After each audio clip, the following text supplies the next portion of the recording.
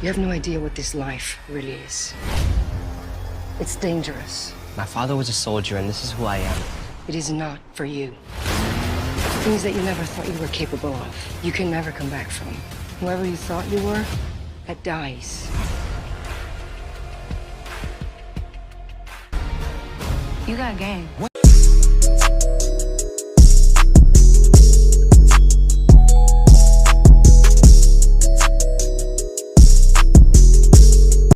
What's up, YouTube? It's your boy, it's your homie, Futuristic Mike, and I'm back with another Queen of the South video if you're new. Make sure y'all leave your theories, comments, everything down below in the comment section. If you're a fan of Queen of the South, if you love Queen of the South, hit the like on this video. If you're new to my channel and this is the first time you're finding me, subscribe, turn on those post notifications so you can always see when I'm dropping some content so you never miss any Queen of the South news. Now, this is going to be the recap for Queen of the South Season 4, Episode 6. And this was a really good episode, man. This is my personal favorite so far of the season. I really love this episode. Now, we're just gonna get right into it.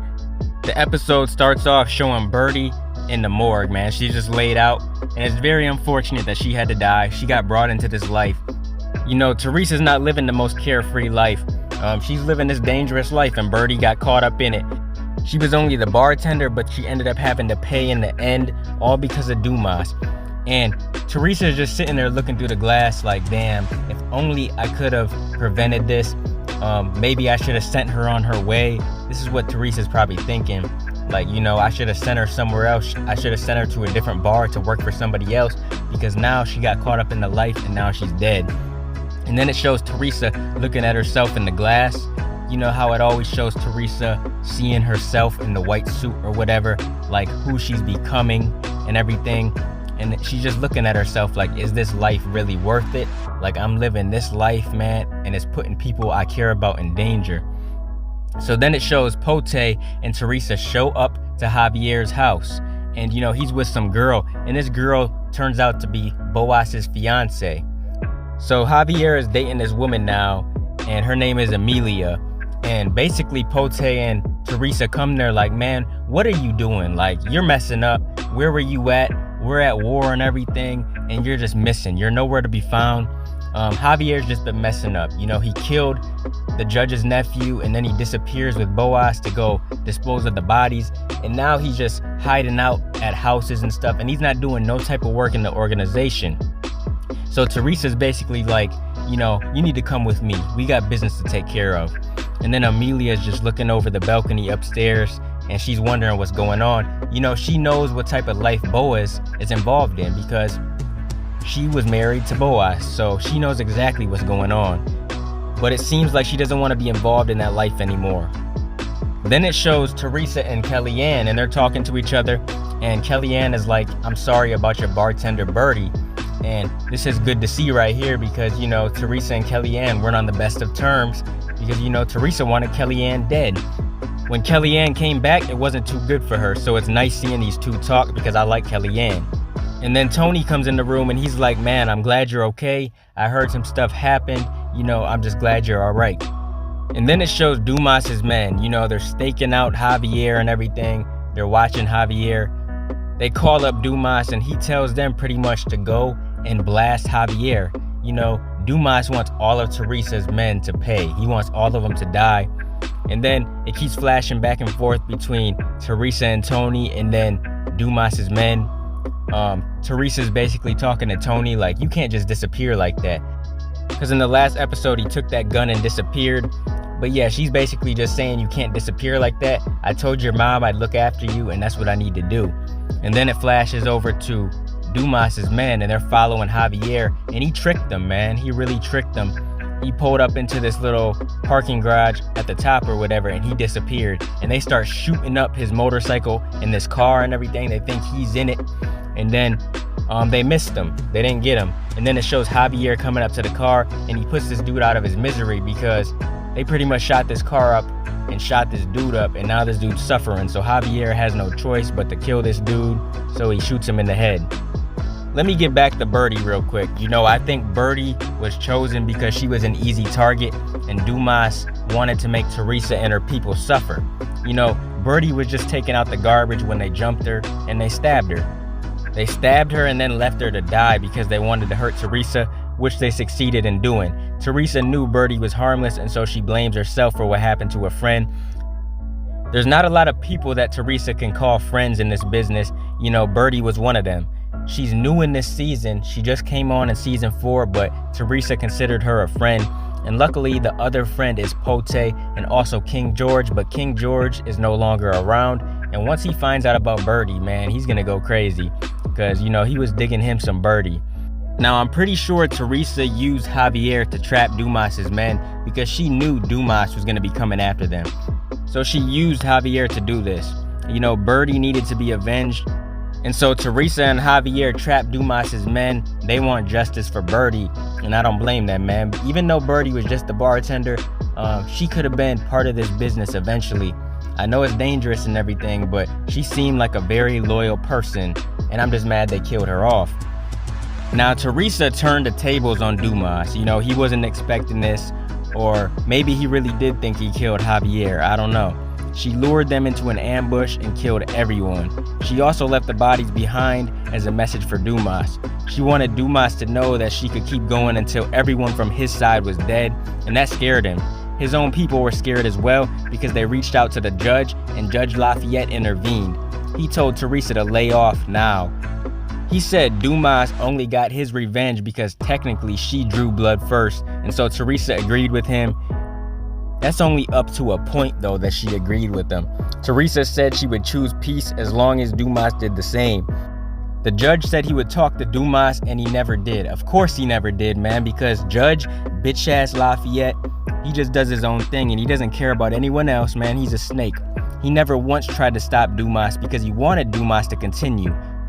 Dumas found out the rest of his men were killed, and that's when he decided to stop playing around. He was getting ready to scorch earth on Teresa's ass. You know, he was getting ready to bring in people from Atlanta to handle the job. Dumas knew he couldn't take Teresa on his own, and so he reached out to his allies in Atlanta to provide more firepower. You know, Dumas is doing everything he can to ruin Teresa's life. His friends were in the city for barely an hour when an attempt was made on Pote's life. Pote only survived it because he's so good at this, you know what I mean? Like, this dude was made for this life. Now, he also received a special blessing though. This blessing was to combat the possible voodoo thrown his or Teresa's way, and so, you know, Pote was good at the end of the day. Pote also lived to tell the tale. He saw the Georgia license plate, and he told Teresa that Dumas was outsourcing his problems. You know, he was going way out the way to get people to get ready for this war.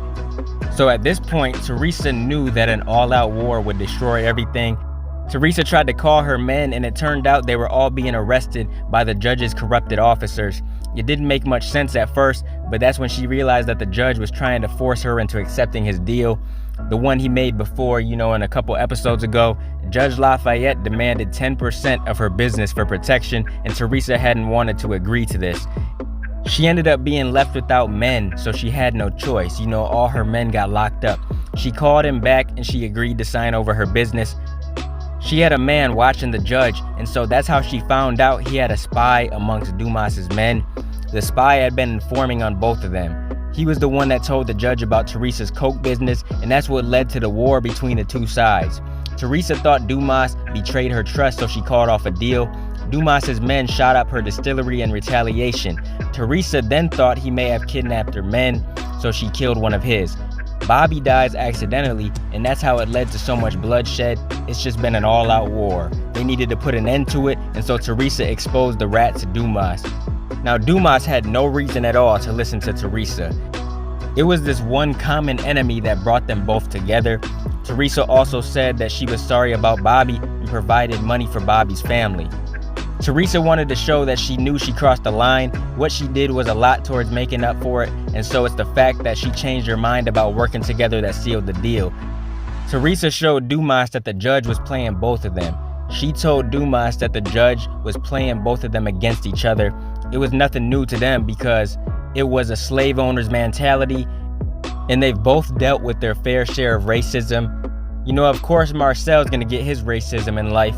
And also Teresa, man, because people are always gonna have some racist shit to say. And this judge just seems racist as hell in my opinion. Now, Marcel and Teresa agreed to work together on bringing down the judge. The judge hadn't known about their real plans, and so he was making his own.